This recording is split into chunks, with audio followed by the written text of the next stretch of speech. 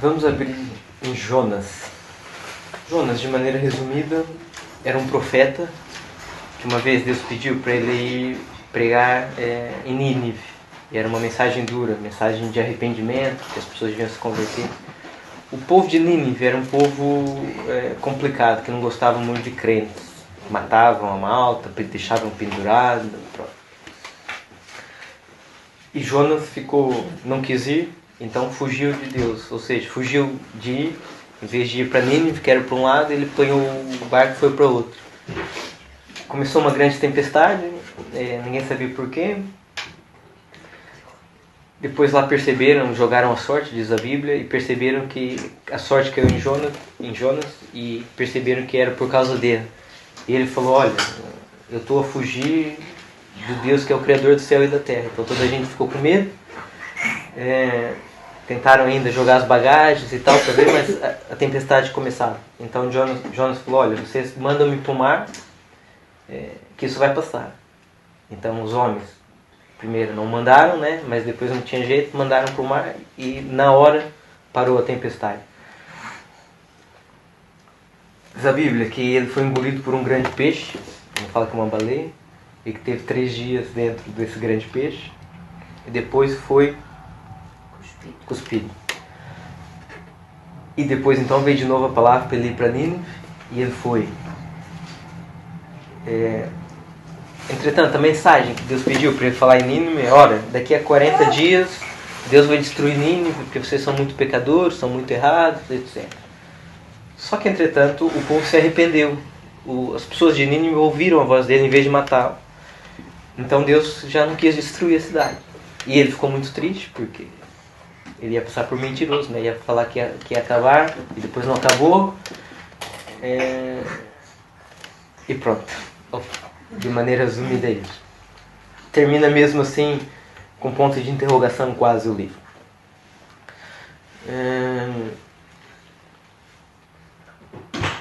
Mas vamos... tem aqui algumas curiosidades sobre esse livro. E eu vou começar pelo capítulo 4, que é pelo fim.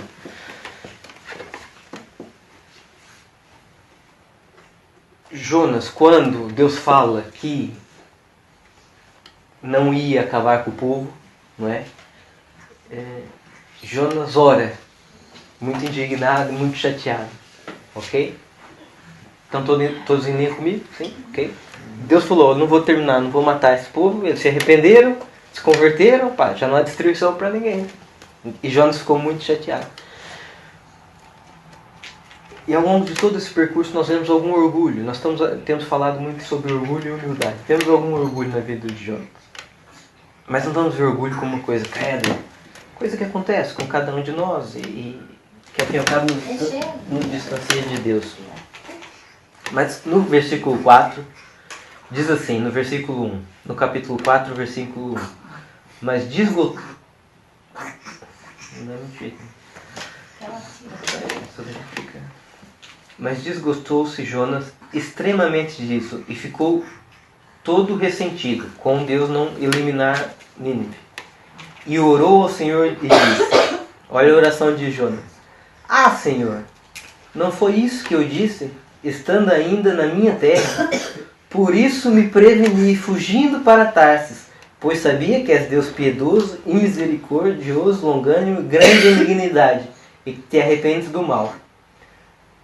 De novo, no versículo 2. Por isso me preveni, fugindo para Tarsis. Vocês conseguem se rever nisso, não é? Jonas indignado, falou, não, Deus, por isso que depois de ter ido para a baleia, depois de ter se arrependido na baleia, depois de ter saído do grande peixe, depois disso tudo ter acontecido, ele ter vivido isso de uma maneira sobrenatural, quando ficou chateado, veio de novo o assunto à tona, falou, quase, em outras palavras, falou, Senhor, foi por isso que eu me preveni, eu não fiz mal, eu me preveni, foi por isso que eu me preveni, fugindo, porque eu sabia que ao fim e ao cabo o Senhor não ia fazer nada daquilo. Então, se calhar eu nem errei, eu nem não fazer, eu me preveni. É isso que ele está a falar aqui. Nossa, meu Deus, por isso que eu me preveni, fugindo. Então, Jonas é um prevenido. prevenido. Ao olhar dele, depois de voltar a ter toda a situação, ele era um prevenido. A minha pergunta é, até que ponto nós também, muitas vezes, somos prevenidos? Pode ser bom ser prevenido, ou pode não ser tão bom. Ok? Então, Jonas, eu tenho um amigo que chama Jonas, eu confundo, depois eu chamo ele de Jonas e agora eu vou chamar esse de Jonas. Jonas, ao fim e ao cabo, se desculpa, dizendo, eu sou prevenido. Há uma história verídica de um homem que orava muito, mas quando tinha muitas coisas para fazer, tinha um dia muito cheio, o que ele fazia? Orava mais. Era prevenido de uma maneira. Mas também nós, muitas vezes, quando temos muita coisa para fazer, somos prevenidos. Não oramos, tem muita coisa para fazer, tem que atuar já, vamos antecipar. Não é? Se estou muito cansado, amanhã tem um dia cheio, vou ter que acordar cedo. Qual é a nossa prevenção muitas vezes? Não vou descansar. Vou me prevenir. Não é? Quando muitas vezes não queremos ser magoados, porque já fomos muito magoados por pessoas, qual é a nossa prevenção muitas vezes? Não estar com pessoas. Você prevenido. Não é? Então, até que ponto nós temos sido prevenidos?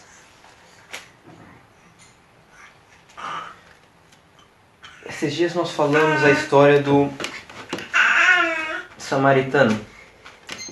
Alguém pode abrir aí no instante? Lucas 10. Vou ler então. Diz assim: descia um homem de Jerusalém para Jericó e caiu nas mãos dos salteadores, os quais os despojaram e espancando se retiraram, deixando-o meio morto. E ocasionalmente descia pelo mesmo caminho certo sacerdote, e vendo-o, passou de largo. E de igual modo também um levita chegou àquele lugar, e vendo-o, passou de largo.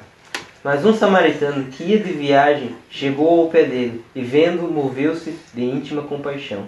E aproximando-o, atou-lhe as feridas, deletando-lhe azeite e vinho, e pondo-o sobre a sua cavalgadura, levou-o para uma estalagem e cuidou dele.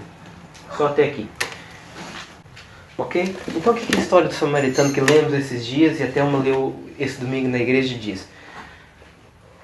Que um homem estava caído no chão, tinha sido assaltado, estava mal. E o sacerdote, que era tipo o pastor ou o padre, passou por ele. O que a Bíblia diz que fez? O que o sacerdote fez? Desviou-se do caminho. Depois o levita, que era o líder do louvor, desviou-se do caminho. E depois um publicano, que não era uma pessoa muito religiosa, deu toda a ajuda a ele. Ok? Mas o que é interessante nós pensarmos? O sacerdote foi prevenido. O sacerdote não apenas passou por ele e não fez nada.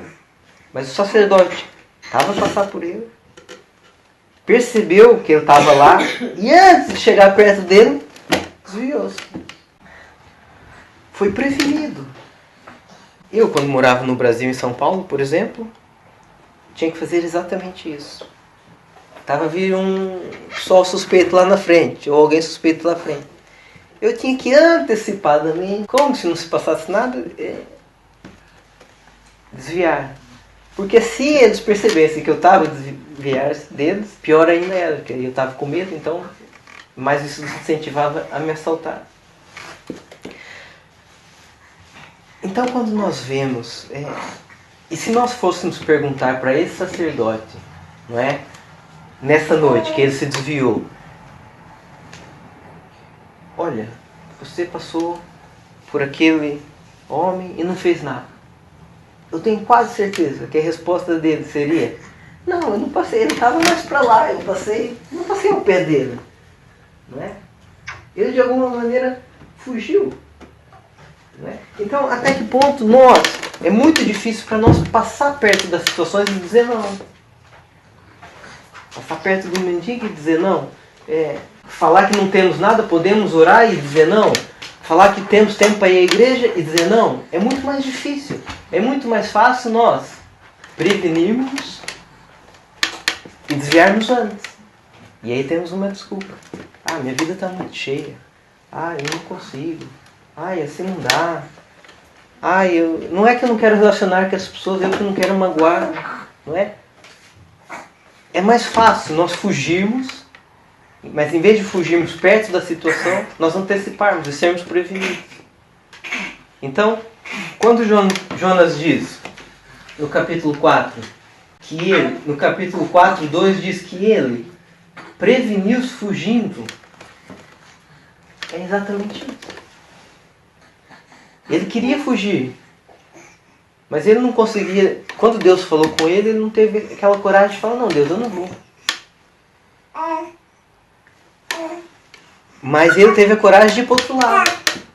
E se calhar a ideia, pronto, eu estou aqui agora, em Tarsis, meu Deus. A Bíblia fala que Jonas levantou-se para fugir da presença do Senhor. Certo ou errado? É isso que a vossa Bíblia fala? E Jonas se levantou para fugir de diante da face do Senhor. Ok? Jonas estava a fugir, se preveniu fugindo. Mas vamos pensar. Ele então fugiu para ir para Tarsis. Jonas não sabia que Deus está em todo lado, todo lugar. Ou seja, é como eu dizer, eu vou fugir da presença de Deus, vou para o Brasil. Jonas não sabia. Quando perguntaram para ele, olha, o que se passou? Essa tempestade está muito grande e não sei o quê. Qual foi a resposta dele? Eu sirvo Deus, que é o Criador da terra e dos mares. Ele sabia que Deus era Deus. Mas era muito difícil ele falar para Deus ou falar, eu não vou fazer isso. Então ele arranjou ali uma desculpa, uma maneira, uma situação para fugir. Que é isso que acontece conosco muitas vezes. Eu tenho um amigo, tinha um amigo que já não é meu amigo hoje em dia. Isso não é mentira. Ele era prevenido em relação às ofertas. Eu pensei que o gajo estava a brincar comigo, mas não. O que ele dizia? Ele não levava notas para a igreja. Para não cair na tentação de Deus falar com ele. E ele... Eu falei, é sério? Estás a gozar? Não, pai, eu não. Porque já aconteceu várias vezes. Pai, leva uma nota de 10 euros. E não é que eu sinto que é para dar, então eu não levo. Mas para ele não levar, não doía o coração dele. Mas se ele tivesse a nota e não desse na hora, doía. Ele estava fugindo de entregar. Mas de outra maneira. Né? Então, nós também muitas vezes fugimos, como Jonatas, da presença de Deus. Fugimos da vontade de Deus. Como? De uma maneira... Não. Com as desculpas. Com a prevenção. Eu não posso, porque senão o Sandro vai ficar chateado comigo. No dia que fica chateado, sabe? É só um exemplo. Certo. Não posso, porque senão... Não temos coragem de falar, não quero nada contigo, Deus, não me apetece, não quero, não vou.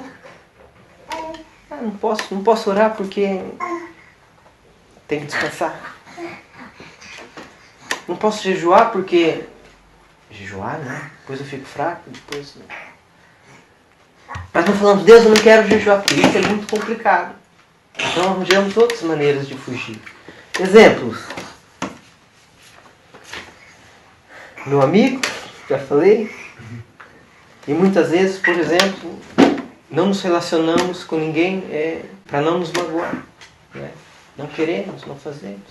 Né? Mas não temos coragem de falar, eu não quero estar com ninguém. Não quero ser amigo, não quero. Não quero ser magoado. Mas criamos um escape. Então a minha pergunta hoje é até que ponto nós temos fugido?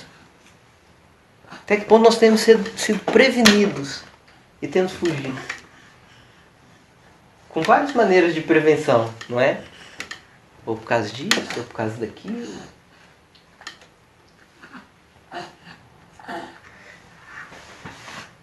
temos nos antecipado. Em vez de falar não lá na hora para o mendigo ou para a pessoa que estava, nos antecipamos, não é? Para não passar lá perto, para não ser tão doloroso. Nos antecipamos. E fugimos. Né? Então, uma das coisas que Jonas foi o prevenido. E outra das coisas que ele fez foi fugiu. Ok? A terceira coisa que ele fez está lá no versículo 7. Diz assim, 1:7. E dizia cada um aos seus companheiros: vinde e lançamos sortes, para que saibamos por que causa vos sobreveio esse mal. E lançaram sorte, e a sorte caiu sobre Jonas. Então imagina, e antes desse versículo, eles começaram a falar: pá, pessoal, cada um, o que se passa? Por que veio esse mal? O que está se passando? O que acontece? Essa tempestade? Eles detectaram logo que era algo espiritual. Não sei qual era a crença dos outros homens, mas eles perceberam que por trás daquilo havia algo espiritual. E logo, primeiro, jogaram as malas, né? Primeiro foram de uma maneira natural, como nós, normalmente, para resolver alguma coisa. Naturalmente, vamos tentar sempre resolver. Mas eles depois perceberam que aquilo era espiritual. E todos estavam percebendo, então o que se passa? O que se passa? E agora? O que vamos fazer? Por que é isso? Cada um reza aí, ora ao seu Deus. E ninguém falava nada. E Jonas? Caladinho. Então tiveram que jogar sorte, que é... Jogar sorte, né? Vamos jogar aqui o dado, se cair um é a tua culpa, se cair 2 ou 3. E caiu sobre Jonas. E assim que caiu em Jonas falou: não, eu sei porque que isso é porque eu sirvo a um Deus, e porque eu estou fugindo, porque eu devia ter ido para Nínive, mas não fui. Com uma grande convicção. Então qual foi a terceira coisa que Jonas fez? Ou nesse caso que não fez? Ele não falou. Ele resolveu não se abrir. Ficar naquele lugar, não me apetece falar e a minha vontade vai prevalecer. E eu não falo e ninguém não tem nada a ver com isso. E esse é o principal erro que nós podemos cometer. Achar que a nossa vida só nós vamos ser afetados. Achar que ninguém tem nada a ver com isso. Isso não é verdade. Toda gente tem tudo a ver com isso. Se tu não estás a fazer aquilo que Deus quer que tu faças, o teu propósito, as pessoas que estão no barco têm tudo a ver com isso. As pessoas que estavam em Nínive, à espera da palavra, têm tudo a ver com isso. Toda gente tem tudo a ver com isso. Menos ninguém. Portanto, tem tudo a ver com todos. A Bíblia fala que nós somos um corpo, não é? E é possível o pé falar: eu estou passar mal, mas ninguém tem nada a ver com isso. É um problema meu, não quero saber. Não é? Afeta-nos. Não só para o nosso bem-estar, não só como é importante estarmos e faz diferença, mas como o propósito de Deus também. Não é? Para além daquelas pessoas no barco estarem quase a morrer por causa da atitude de Jonas, de não faço, não quero saber. Não tem que falar, não tem que me abrir, ninguém tem nada a ver com isso.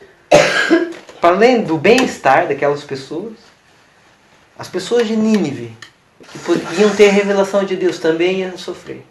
Portanto, nós, quando nos colocamos nessa posição, ninguém tem nada a ver com isso.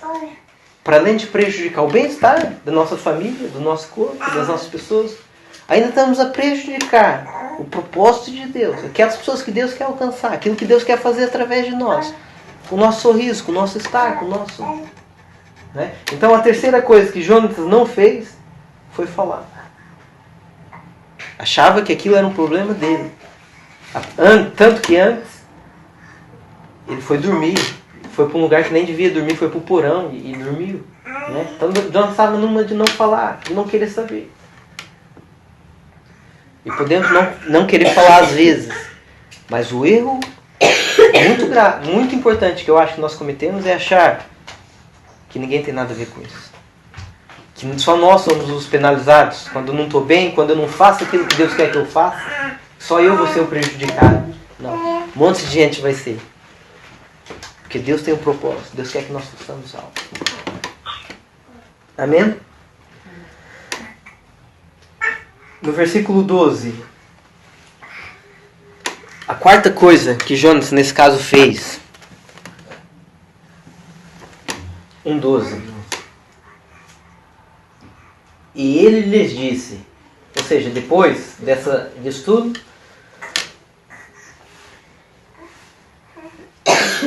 ele lhes disse, levantai-me e lançai-me ao mar, e o mar aquietará, porque eu sei que por minha causa vou sobreviver esta grande tempestade. Vamos continuar. Entretanto os homens remavam, esforçando-se por alcançar a terra, mas não podiam, porquanto o mar se ia esbravecendo cada vez mais contra eles. Então clamaram ao Senhor e disseram, Senhor, nós te rogamos, não pereçamos por causa da vida deste homem, e não ponha sobre nós o sangue inocente, porque tu, Senhor, fizeste como te aprouver. E levantaram a Jonas e lançaram ao mar, e cessou o mar da sua fúria. Temeram, pois, estes homens ao Senhor com grande temor, e ofereceram sacrifícios ao Senhor. Ou seja, depois que eles jogaram, realmente parou. Então, até no meio disso, Deus trabalhou e colocou grande temor àqueles homens. Aqueles homens, esse Deus é mesmo Deus, não é? Mas a quarta coisa que Jonas fez aqui, ele foi muito teimoso, né? Porque a partir do momento que começou a tempestade, as pessoas começaram a falar, cada um ora, cada um vai buscar. E Jonas quieto. Primeiro achou que aquilo só tinha a ver com ele. E depois lançaram sorte. Caiu nele. Nesse é o Jonas. É tu, Carlos. E ele lá explicou e lá falou, em vez de... A Bíblia não fala que depois disso ele falou, Deus tem misericórdia, perdoa, eu estou errado. Para lá essa tempestade, eu prometo que se essa tempestade parar... Ele não orou, ele não buscou. Ele falou, lança-me no mar, isso vai acabar. Ele preferiu morrer do que ceder. Sabe que quando nós estamos naquele ponto, não cedo. Não, ela que está errada. Não, quero saber. Mas isso, não quero saber.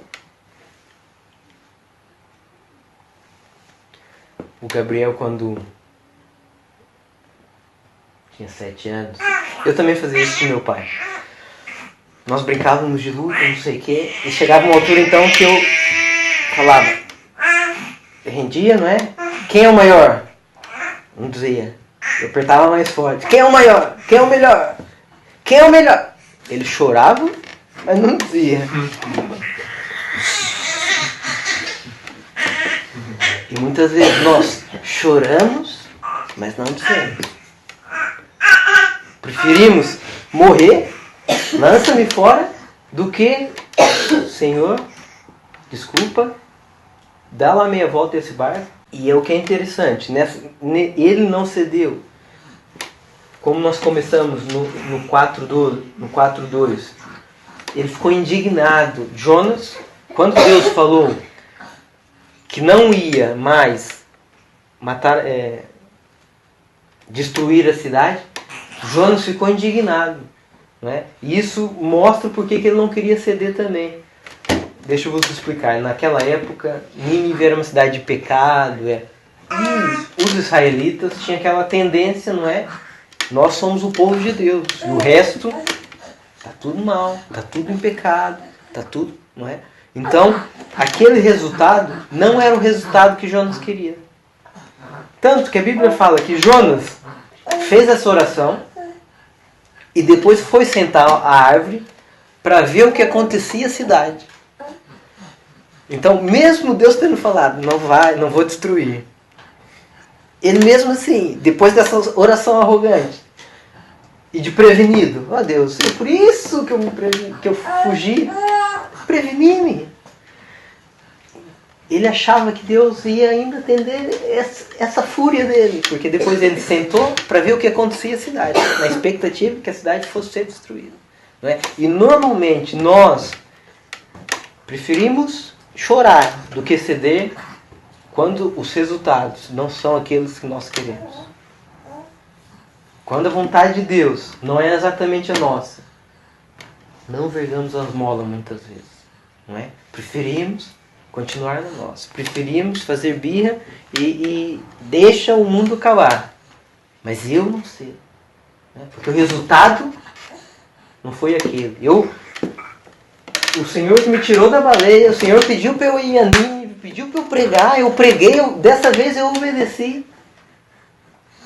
E não aconteceu aquilo que eu queria. Ainda eu vou passar por mentiroso, que falei que Deus ia destruir e não vai haver destruição. Não é? Então, muito preocupado com ele mesmo. Muito preocupado com os seus princípios. Então, Jonas preveniu-se. Jonas fugiu. Terceira,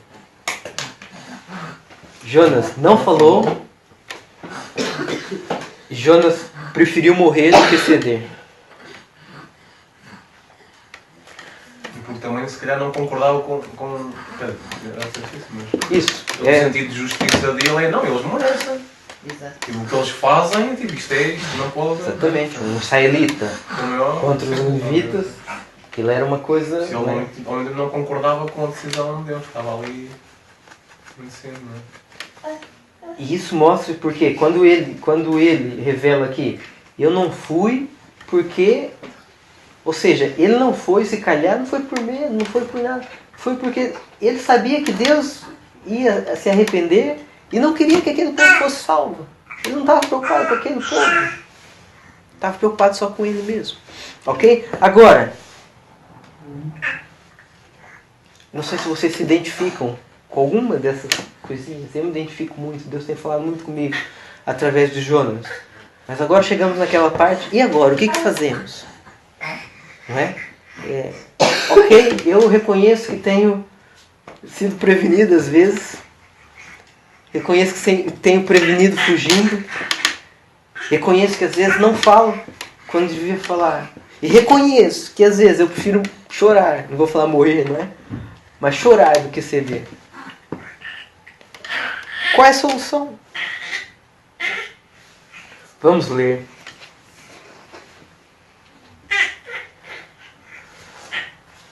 1 Pedro 5,6 diz assim: humilhai-vos, pois, debaixo da potente mão de Deus, para que a seu tempo vos exalte.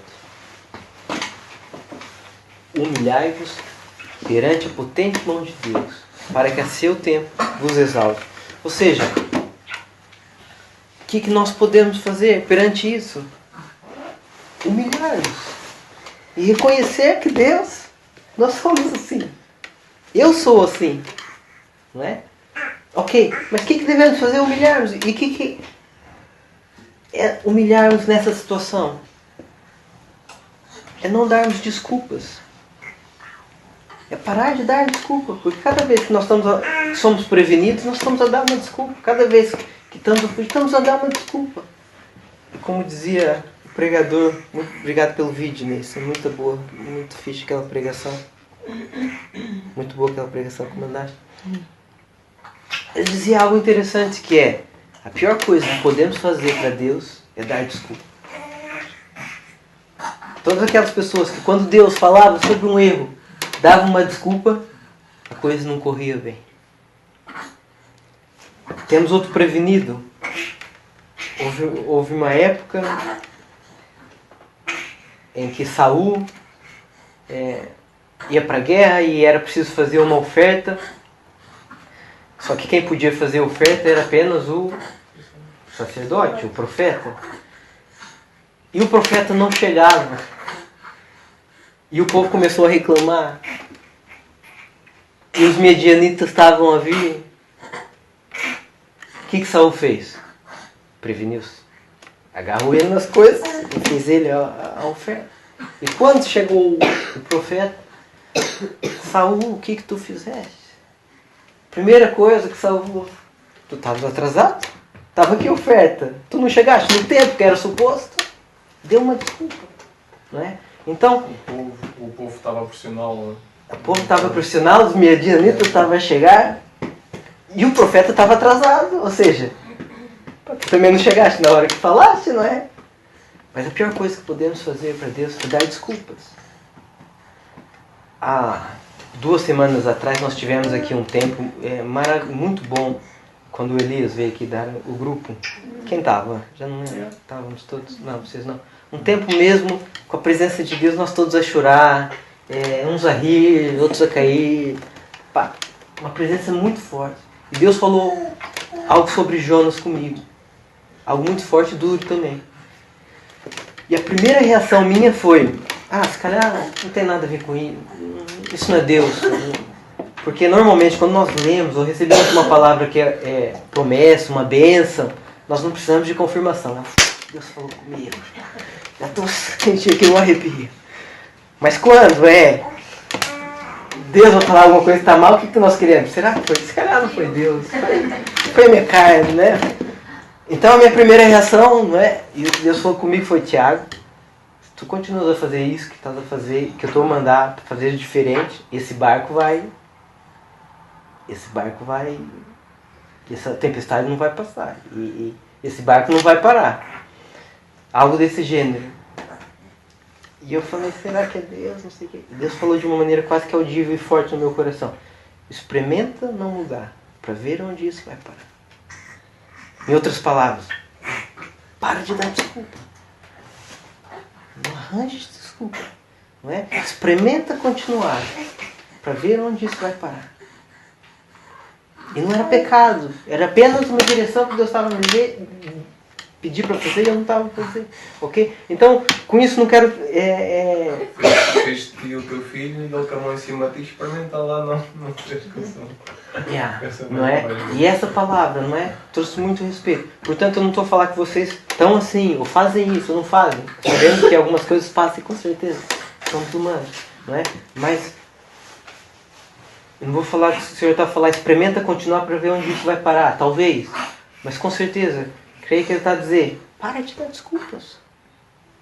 E faz. Não é? Essa é uma maneira de nós nos humilharmos. Não é? Parar de dar desculpa.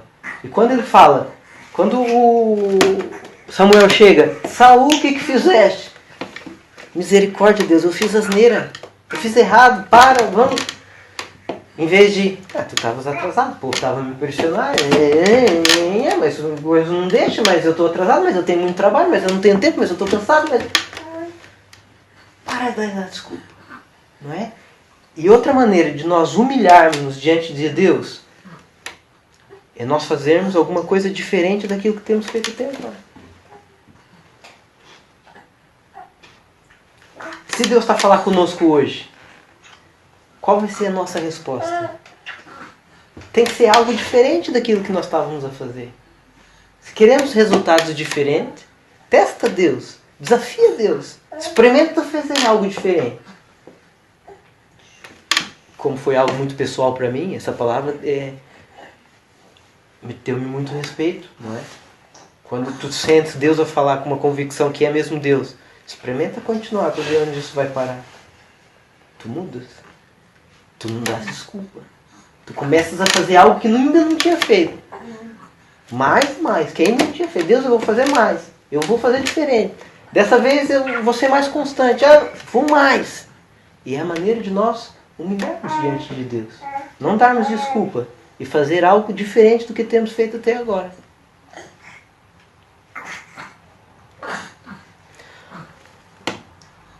Ao fim e ao cabo, eu estava a dizer que o livro de Jonas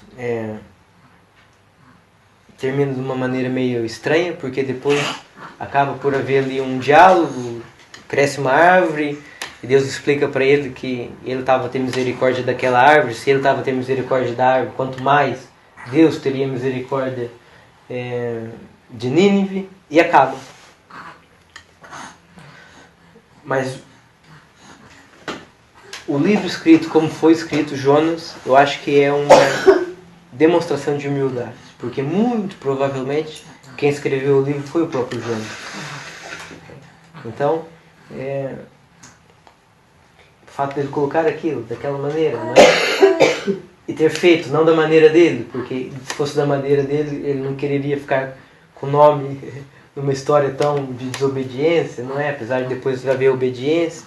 Mas ele no fim percebeu. E ele no fim creio que parou de dar desculpas. E no meio disso tudo ainda. Não, escreveu. O Senhor deve ter incentivado ele a escrever o livro e ele acabou por escrever, não é? Então, por mais que é um final, depois leiam se quiserem, quase com ponto de interrogação, é Deus a perguntar, então, mas se tu tivesse misericórdia, eu também não teria da grande cidade de Nínive? E acaba a história? Tipo, nem Jonas só falar, fiz mal, nada. Mas então, o que se passa, né? Mas o fato de quase certeza ter sido ele próprio a escrever o livro mostra que ele parou de dar desculpas. Ele fez algo diferente do que ele estava fazendo até aqui. E Jonas era um homem de Deus. Não estou falando mal de Jonas. Era um profeta, ouvia Deus, obedecia. Teve um momento. Depois uma cidade inteira se converteu através da vida dele, através dele pregar. Pronto. Em defesa dele, alguns falam, eu não consigo ver medo aqui, alguns falam que possivelmente, não está na Bíblia, possivelmente o pai dele também era profeta e morreu indo pregar em Nínive. Pronto. E outros falam que eles costumavam espetar assim, os profetas